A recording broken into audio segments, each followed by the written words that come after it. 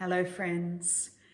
Well, here we are in the midst of Holy Week, though it doesn't really feel like it. This would have to be the most unusual lead up to Easter that I have ever experienced, and I imagine the same is probably true for you as well.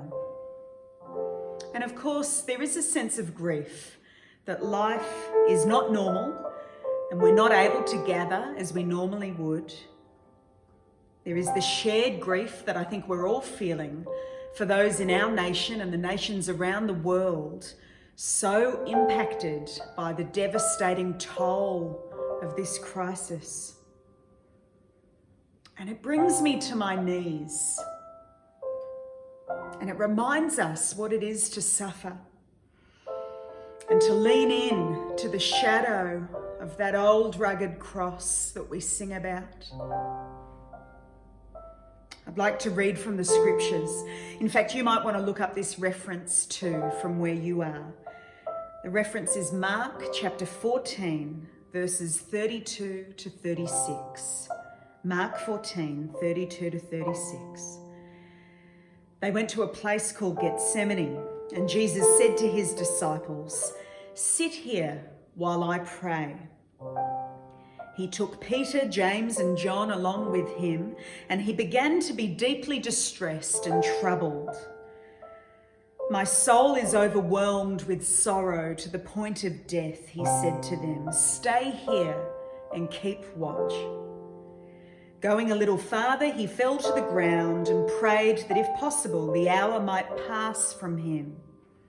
"Abba, Father," he said, "everything is possible for you. Take this cup from me, yet not what I will, but what you will." Gethsemane in the Aramaic literally means the oil press, the place where the olives are crushed. Jesus is praying in a place of literal crushing.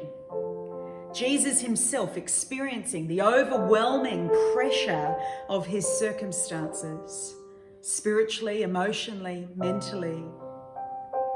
And I think we too find ourselves in a time of enormous pressure, the place of crushing. And perhaps this Good Friday, we actually have an opportunity to lean in to what is uncomfortable for us, to lean into the suffering that we are experiencing, because that is where we will find Jesus this Easter. Embracing the cross and scorning its shame, all the while knowing that death is not the end of the story. Hallelujah. May God bless you and your loved ones this Easter.